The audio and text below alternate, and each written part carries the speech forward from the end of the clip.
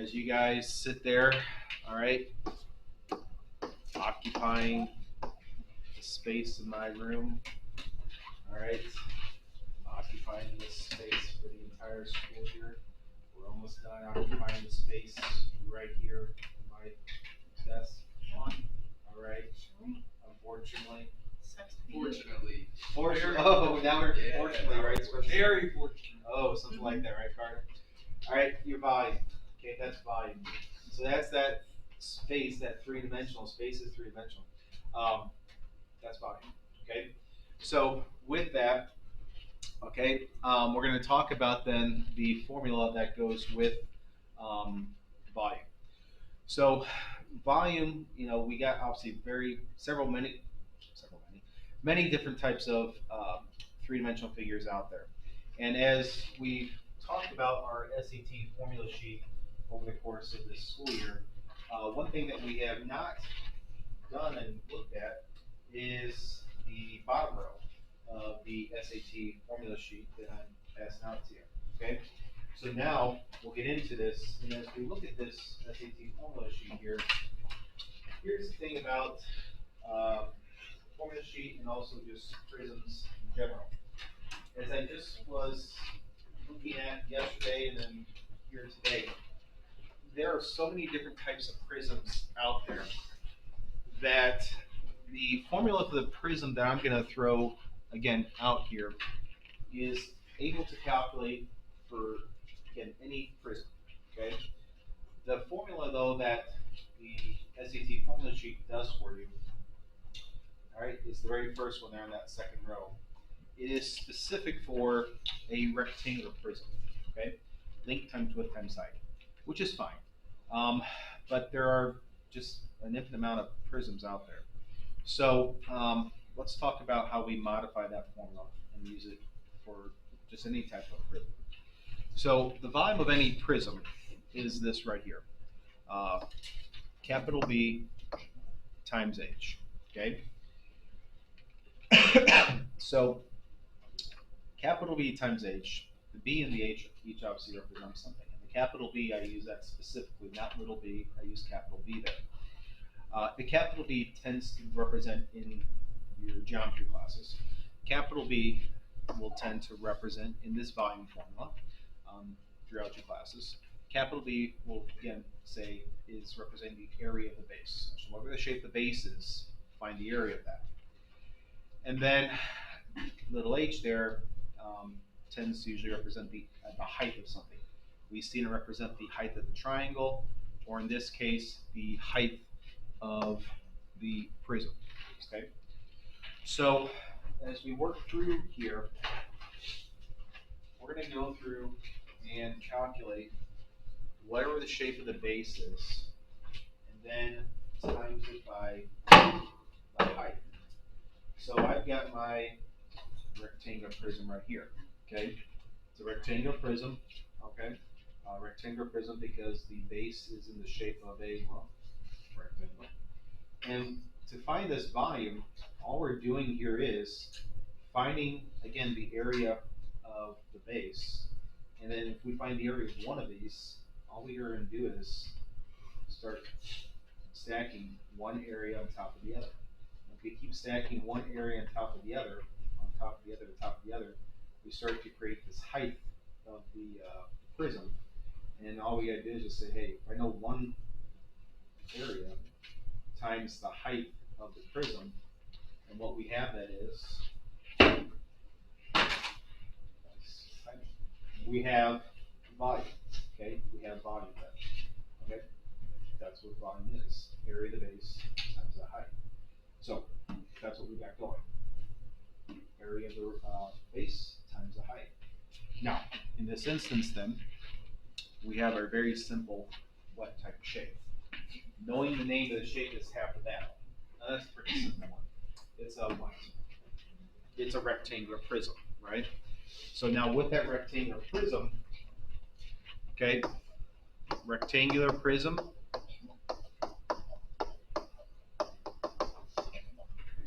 and I will always, for myself, going through here, I know it's going to sound kind of silly to just say, hey, it's area of the base times the height, and it's clearly length times width times height. But in just a moment, I'm going to switch up that formula. Okay, it's not going to be the same formula. But I always like to put that out there, and then say, hey, what's the shape of that base? You said it's a rectangle. So now I'm going to plug in whatever that B is, whatever the shape of that base is. The base is a rectangle.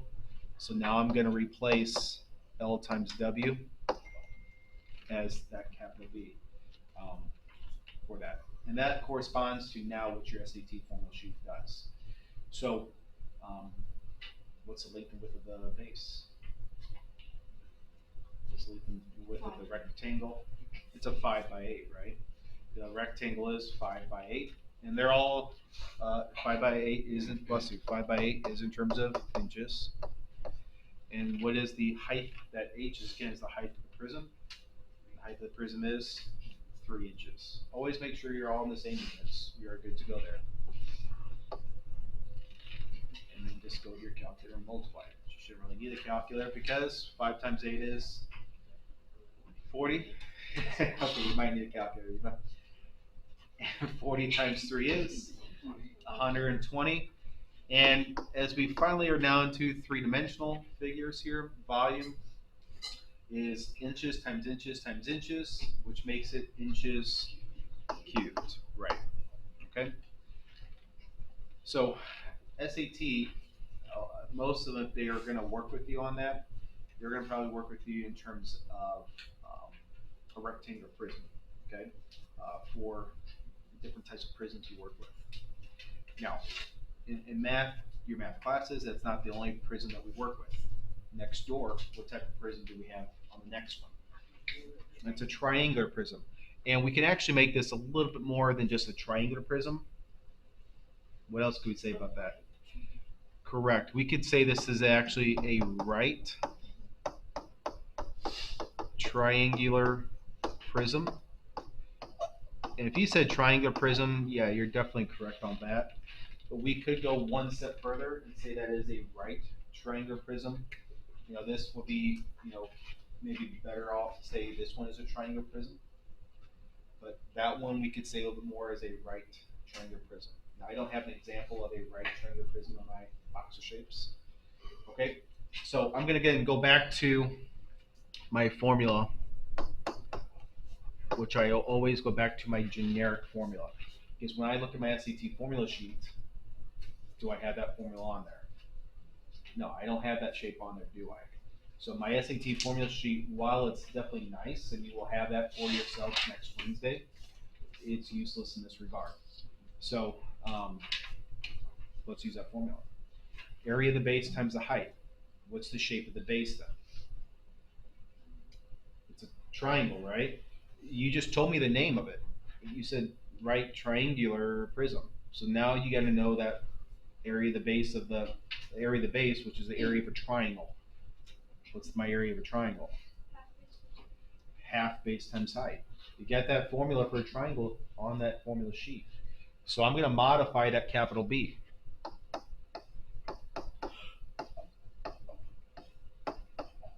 Yes, I have two little h's. Yes, I have now two little h's, two little h variables in my formula. You got to know what each one represents here.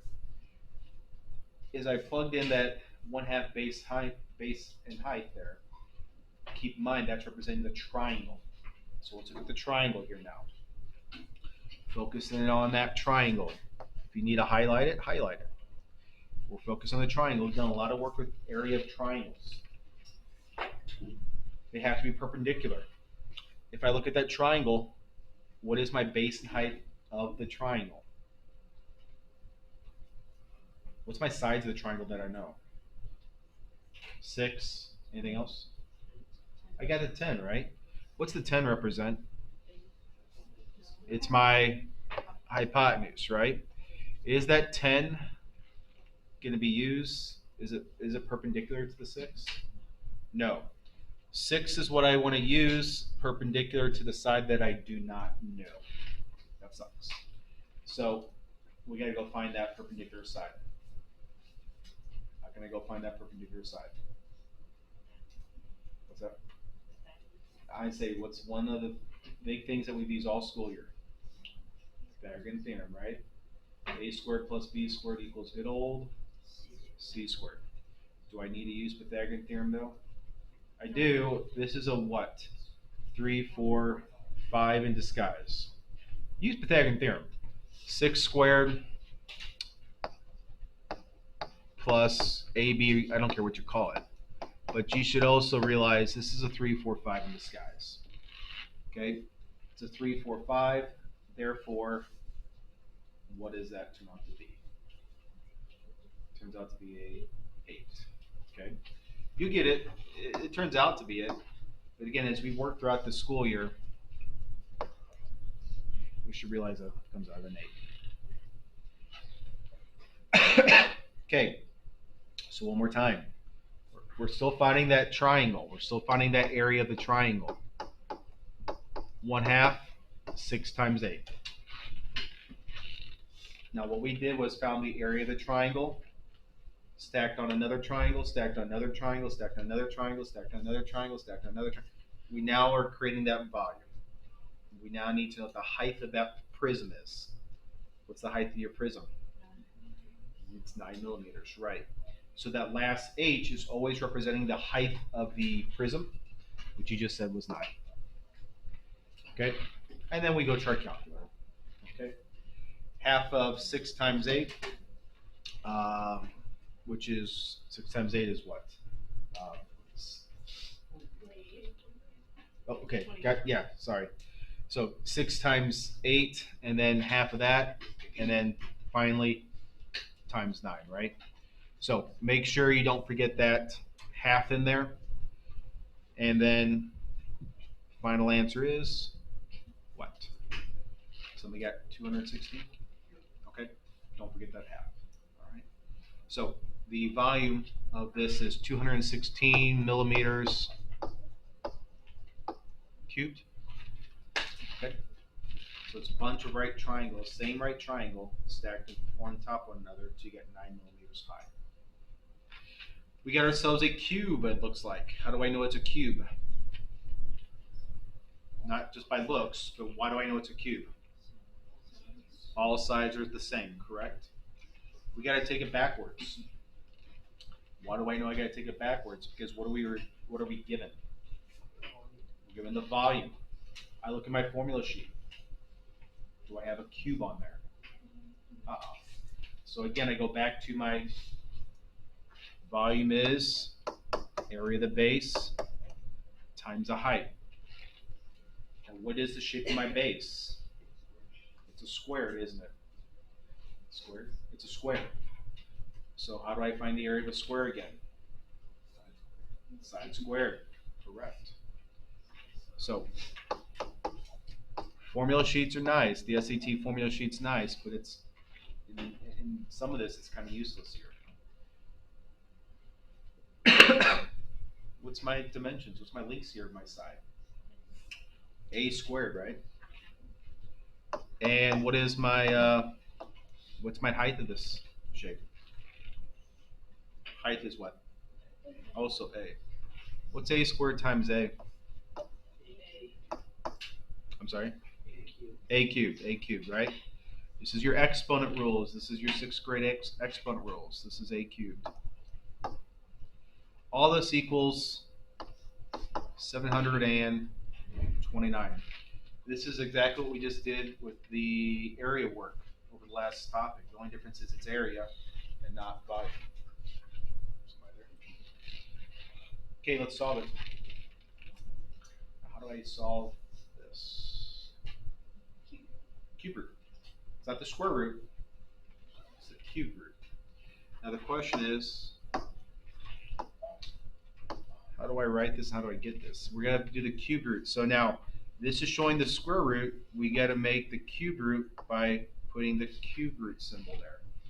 My algebra 1s are doing that right now. By showing that, we call that the index. The index needs to be a 3. If you don't put the index as 3 there, it's understood to be the square root.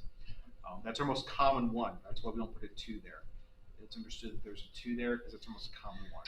We had to change the index to a 3. All right, on our calculators we go. Now, we might have done this a handful of times so far this school year, here and there. We'll use a little bit more now because it tends to happen with volume. Okay, on your 84s, math. Yeah, it's not on your keypad. We got to hit math. That's where your extra functions are. And as we see math, it's relatively common, so they do put it up pretty close, right there at option 4. Option 4, you can see where it says the cube root. Okay, so it gets a shortcut right there at option 4. The cube root of 729. So we're going to ask your calculator what times itself 3 times gives you 729. May not be an obvious one to you. Should be 9. 9 times 9 times 9 is 729.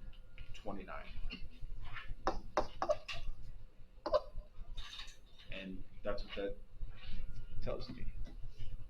Because 9 times 9 is 81, and 81 times 9 is 729. Okay.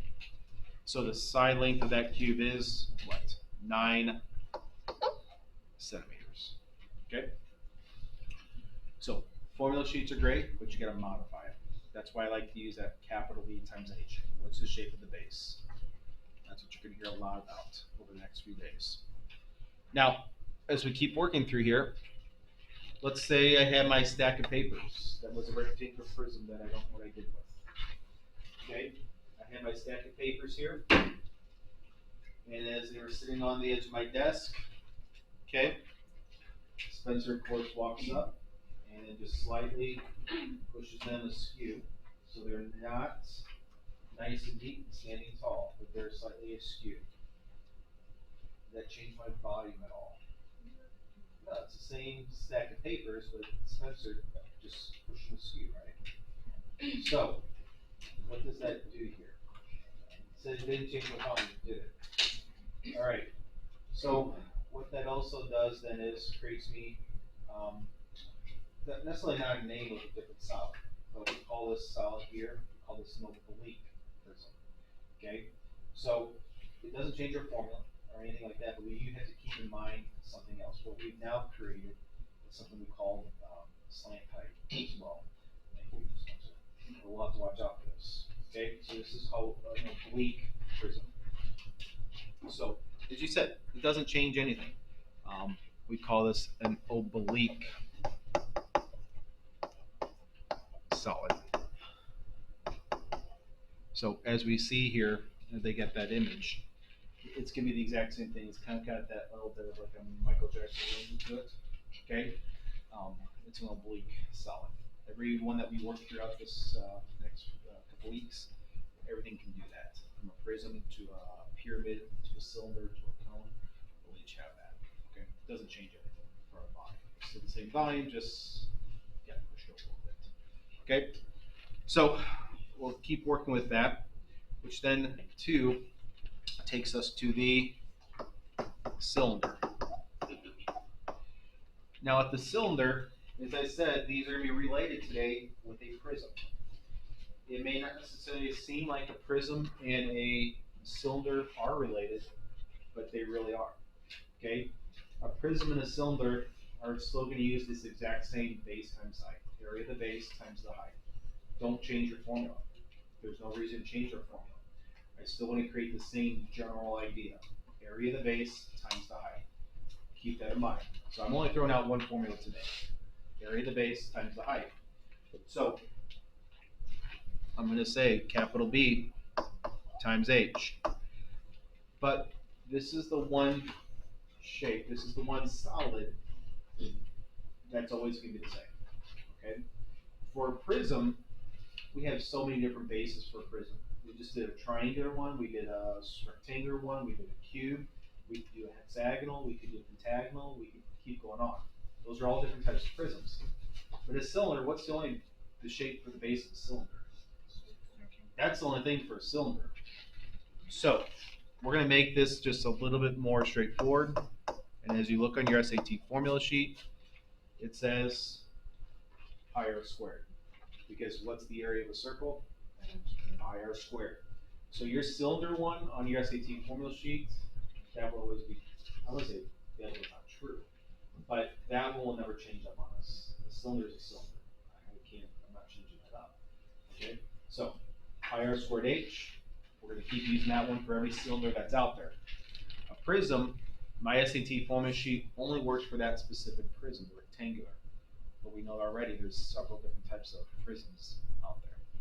So let's do this. What we have right here is an oblique cylinder. Pi r squared times h. Okay? So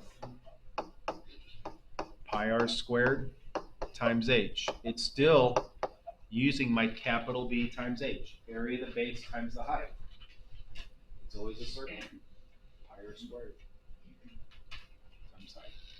What's my radius? Now, that height that's given to us, okay, that height has to be straight down.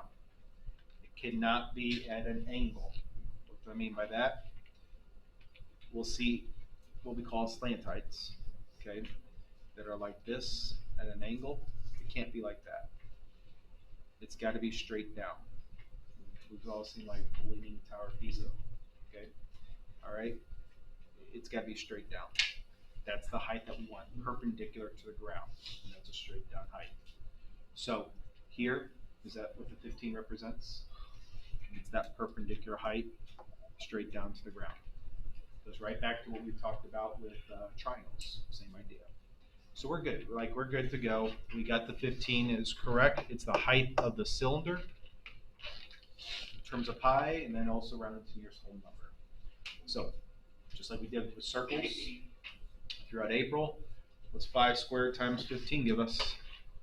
Without the pi symbol, well, we know what 5 squared is. So 25 times 15, 375 pi. Units are what? Centimeters cubed. In terms of pi, and then rounded to nearest whole number. 375 pi, nearest whole number is what? 1178 centimeters cubed. Okay. Nothing crazy there. A lot of formula work we're doing. Given the volume, find me the diameter. No different than the circle work we've done here lately. The only difference is choose the right formula. Okay? So choose the right formula. We're talking the volume of a cylinder. Volume of the cylinder is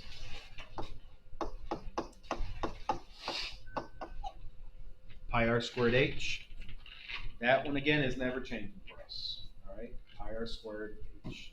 Okay? Given the volume as what? 9,675 pi. What else do we have? We got the height, which is 43. So just as we've been doing over the last, again, month of April, solving backwards. How are we going to solve that backwards for R? What's our first move here? Divide by pi and divide by 43. It's all attached by multiplication, isn't it? So let's divide that by 43 pi. And somebody, what is that 9,000 divided by 43? 200 and what? 25. 225. Okay, 225. So get a quadratic. And how are we going to solve that quadratic? Square root that thing. Okay? But I couldn't square root that until we had that pi gone, that 43 gone, and we should know what the square root of 225 is. It is 15.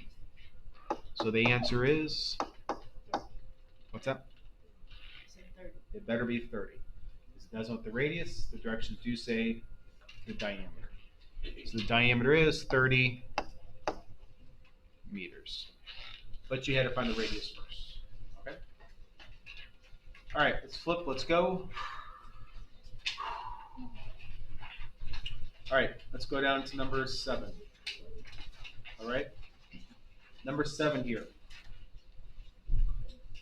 All right, on number 7, there's my oblique prism. It's got that Michael Jackson name on it. Okay, I can't do that. Do it. Yeah, that's not gonna happen. He can do the nails and the floor. A little help there. All right, we're gonna do the same thing. Volume is area of the base times the height. We're back to a prism. What's the shape of my base there? What's the shape of my base? Square. Base is a square. Side squared, right? So 5 squared. Now, height of my prism. What's up? The height of the prism is? Stupid number. It's a stupid number. Okay, I'm glad we're not hearing 17 though. The 17 is not going to be the one used. That's that, again, kind of slant height that I was referring to. That's not the height that we want. We want that straight down perpendicular height. We don't have that. So as I heard, stupid number or radical number, for radical number. That's it. Stupid number. Okay, we gotta go find it. So 17 is all around, right? I'm gonna carry that 17 over here, and hopefully realize here's that straight down, that stupid number that we want. Okay, and what's that stupid number gonna be represented as? What type of variable? A, B, or C? B. Yeah, A or B, right? It's not going to be my hypotenuse, hopefully. 17 is my hypotenuse, and it's either going to be A or B. So set my good old Pythagorean theorem. Now this one we should not know as like an obvious one. You do need to set that Pythagorean theorem up. So I'm going to set that up there. 3 squared plus B squared equals 17 squared. Might need to do a little bit of work there. 17 squared is 289, I believe, right? Minus, what was it, 3 squared? Yeah. So we got 280 working there. 280 working. Okay. Now, it does say simplest radical form. So let's go back to our work with simplest radicals. Something that gives you 280. Say we got a couple options going. We go with that ends in a 0, 20, and 10 are heard. Yep. Whatever you want to do there. As my algebra ones are last week, they started working on radical work. Tell them, hey, they're going to be doing that first thing in geometry. 2 and 5, right?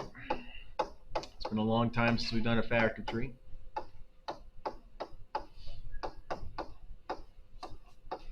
So what do we got? One thing we ended up with was a pair of 2s, I think, right? Yep. So 280 doesn't go very far, does it? 2 the square root of what? 70? No. Yeah. Yeah. Yeah, I'm math and math. Math and math. So we get the height to be not a pretty number. 2 square root of 70. Okay? So don't use that 17. That slant height is never going to be your height of the prism. It's going to be used to help us find the height. 5 squared, 25. 25 times 2 root 70. 25 times 2, guys. Root 70. Inches cubed. Okay, we can multiply that together, going back to again, beginning of the school year there. And then round it to what? Nearest 10th. So 50 square root of 70 nearest 10th, 418.3. 418.3 inches cubed.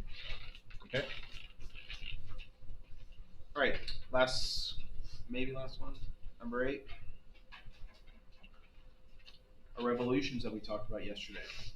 Okay? We said typically a rectangle is going to give us a cylinder. So, you gotta watch where you're revolving it about. So if we're gonna revolve about the x-axis here, think about here how that cylinder is gonna be situated.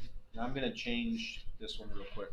I'm gonna change this here as y equals 2. I'm gonna change this to x equals 4. Okay. If I revolve this about the x-axis, you gotta realize if it's standing tall or if it's gonna be on its side. Okay. So if we revolve about the x-axis, how's it gonna be? Standing tall or on its side? It's gonna be on its side. Okay. So that rectangle comes down, it's gonna be looking like this. Okay. So when I reflect that over, revolve that around myself, especially just helping out the first day, I do tend to just kind of draw that circle. You don't have to draw that circle. Okay. When you do that, the x-axis is then representing that line right down the middle. So what's my radius then? Radius is what? Radius is 2. It's on the side, so it's the height of the prism. Height is what? Height is 4, isn't it? Yeah. Once you know the radius and height, how it was situated, no big deal. But hopefully you also realize it's very easy to kind of get the complete opposite radius and height if you think it's standing tall. So from there, you said it's a cylinder, and then pi r squared times the height. Radius you said was 2, height of 4. Directions, say in terms of pi, don't even need a calculator. 2 squared is 4. 4 times 4 is 16 pi. Don't have units, so we'll say our generic units cubed, right? Now I modified last one there to say x equals 4. Where does x equals 4 look like? It's a line that does what? Line is vertical. X equals 4. So I'm going to go draw on that line that we're going to revolve it about. Now, same question I will ask you. What type of cylinder we got? The one that's standing tall or one that's on its side? Standing tall, I think I heard? Yeah, Right, I hope so. So that rectangle is creating a cylinder that is a little bit flatter, I guess, but it is standing tall like that. So that circle is going to be a wider type of circle like that. Okay? Meaning, what's my radius now? Thank you. Radius is 4 with a height of 2. So they look on this one here compared to the previous one. That's where, again, if you're not paying attention to how to revolve it, you get the complete opposite radius and height. And then plug it into the formula. It's not anything crazy. It's just you got to know what do we have for the taller on side. What do we got? 4 squared is what? 16, 32, 32 pi. Units cubed. Okay? All right. I'll leave it there. Now, as I get ready to pass out today's stuff,